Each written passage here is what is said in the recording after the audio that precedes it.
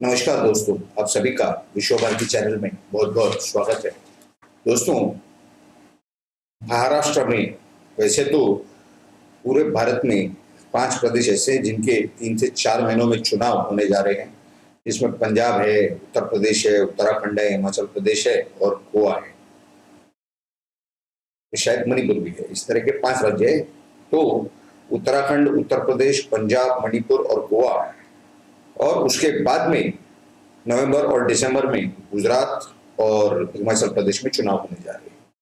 तो ये जो आने वाले 4 से 5 महीने हैं, इसमें कांग्रेस और भारतीय जनता पार्टी और अन्य पार्टियों की बहुत ही ज्यादा गर्मागर्मी देखने को मिलेगी। लेकिन उससे ज्यादा गर्मागर्मी महाराष्ट्र में देखने को मिल रही है, क्योंकि वहां पर लगभग कुछ बहुत बड़े बड़े 15 नगर पालिका और महानगर पालिका के चुनाव होने जा रहे हैं आने वाले फरवरी या मार्च 2022 में।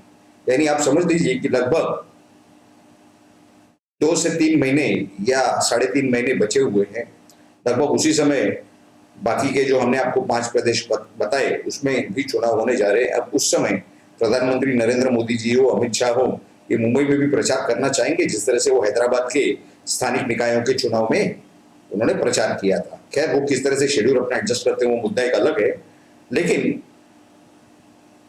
महाराष्ट्र में जो गर्मागर्मी बढ़ती जा रही है, उस पर महाराष्ट्र के किरीट सोमैया बहुत सीनियर लीडर हैं, देवेंद्र फडणवीस से ज्यादा सीनियर है वो वहां पर।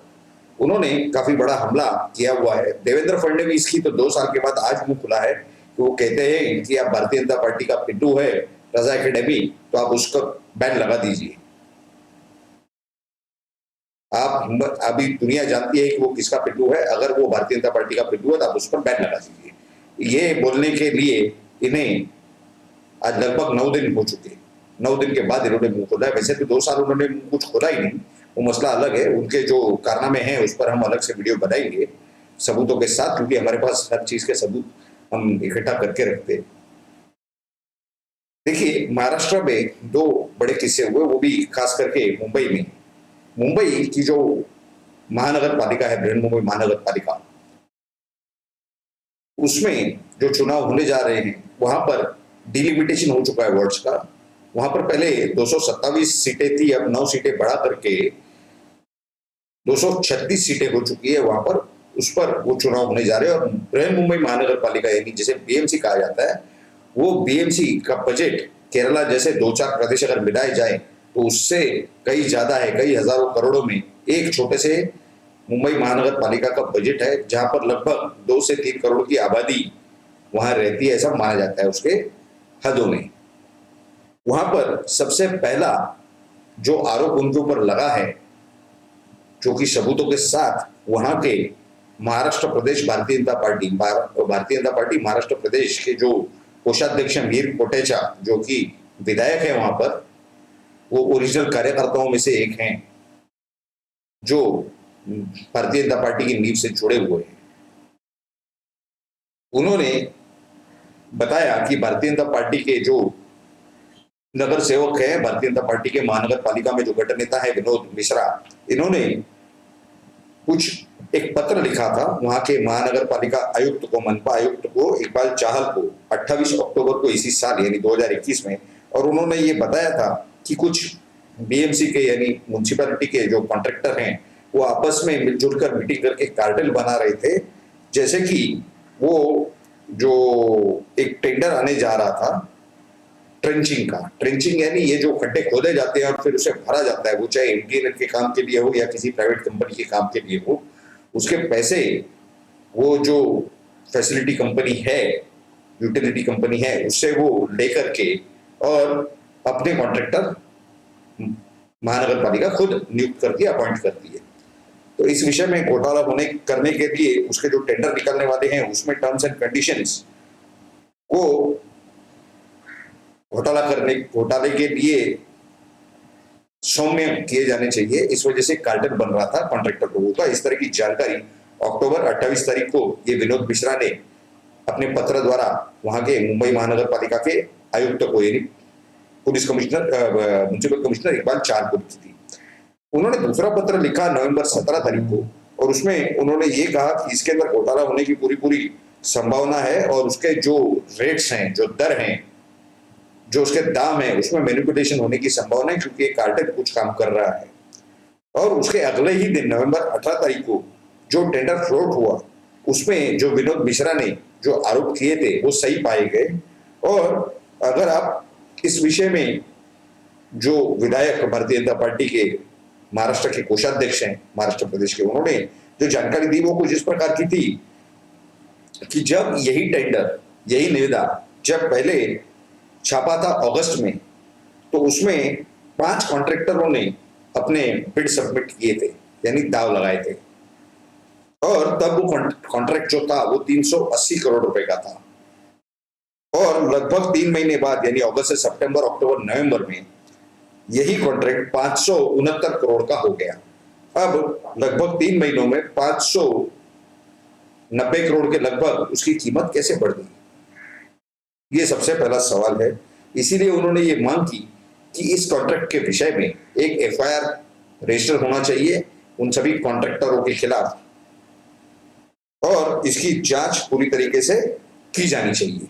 ये तो सबसे बड़ा, एक बहुत बड़ा घोटाला का उन्होंने आरोप लगा दिया। लगभग 180 करोड़ यानी 200 करोड़ के आसपास के घोटाले का उन्होंने आरोप लगा दिया शिवसेना पर, क्योंकि वहां के बृहन्मुंबई महानगर पालिका पर शिवसेना का कब्जा है और भारतीय जनता पार्टी पहले उनके साथ थी।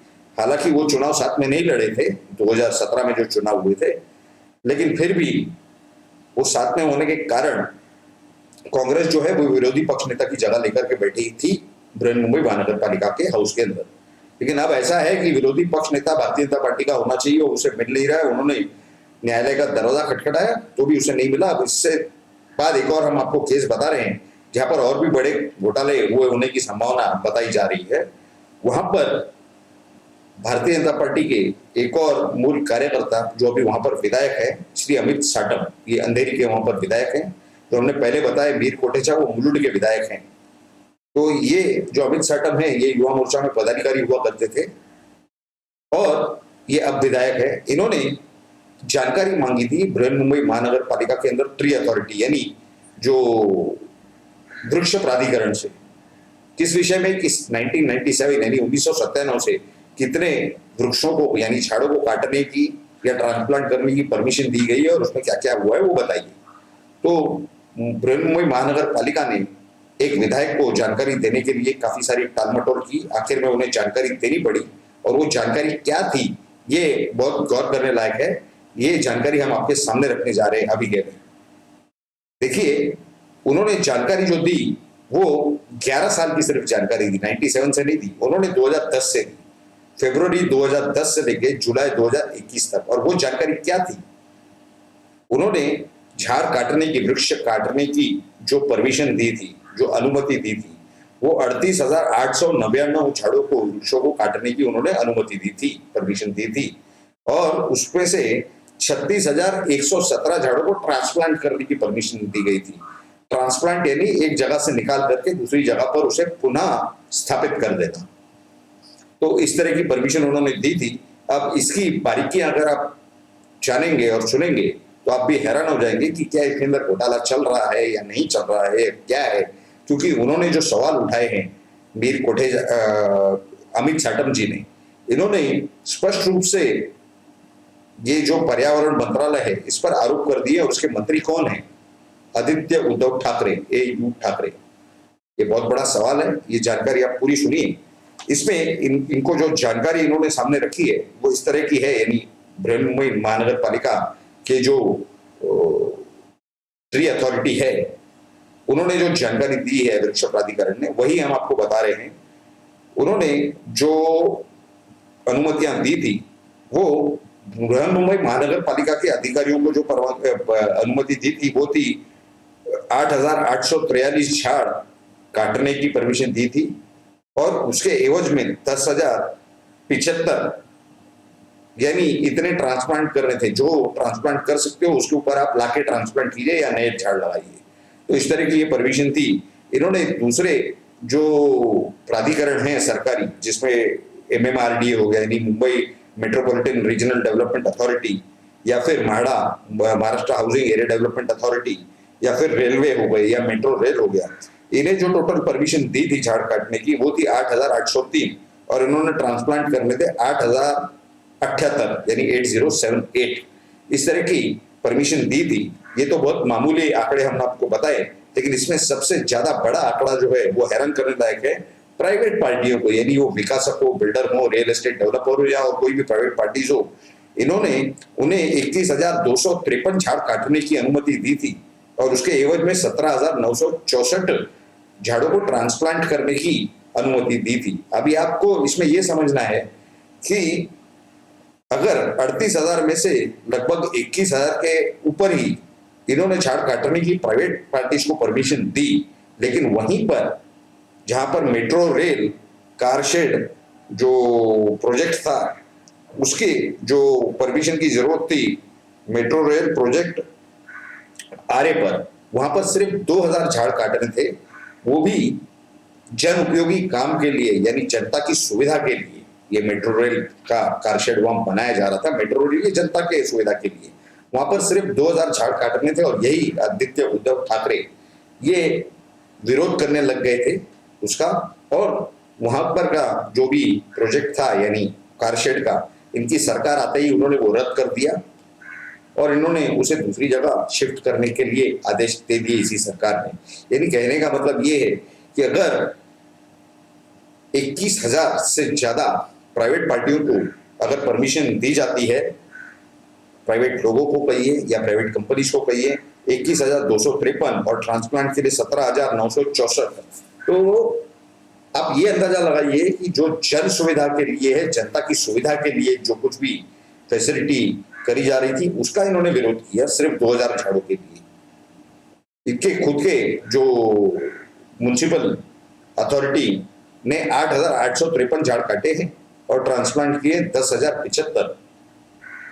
तो सिर्फ 2,000 झाड़, जहां पर करोड़ों लाखों लोग उसी ट्रेन की सेवा का उपयोग करते हैं, उसका विरोध करना क्या जरूरी था? सबसे पहला ये सवाल है। दूसरा, वहां पर एक एक्टिविस्ट हैं एनवायरमेंट के, जारू भटेना नाम के, उन्होंने ये कहा कि जितने झाड़ ट्रांसप्लांट किए गए उसकी संख्या देखी जाए तो वो इनफ नहीं है, जो कि नॉर्मली ऐसा रहता है कि अगर आप एक झाड़ काटते तो उसके एवज में आप 2 झाड़ लगाए, आप नए लगाए या ट्रांसप्लांट करें।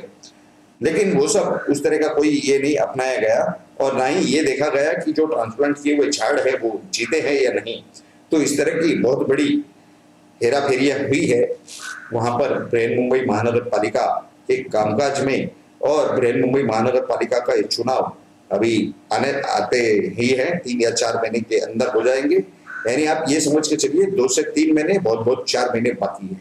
और ऐसे हालात में जहां पर कि वहां बेनामी संपत्तियों की जब्तियां हो रही है, उनके जो पूर्व मंत्री हैं महाराष्ट्र सरकार के, जैसे अनिल देशमुख, वो अंदर जा रहे हैं, बाकी और मंत्रियों के नंबर लगने वाले हैं अंदर जाने के लिए, या फिर उनके कुछ जो सांसद हैं उनके भी अंदर जाने की संभावना है। इस तरह की जानकारियां महाराष्ट्र के सूत्रों से, विश्वसनीय सूत्रों से प्राप्त हो रही है।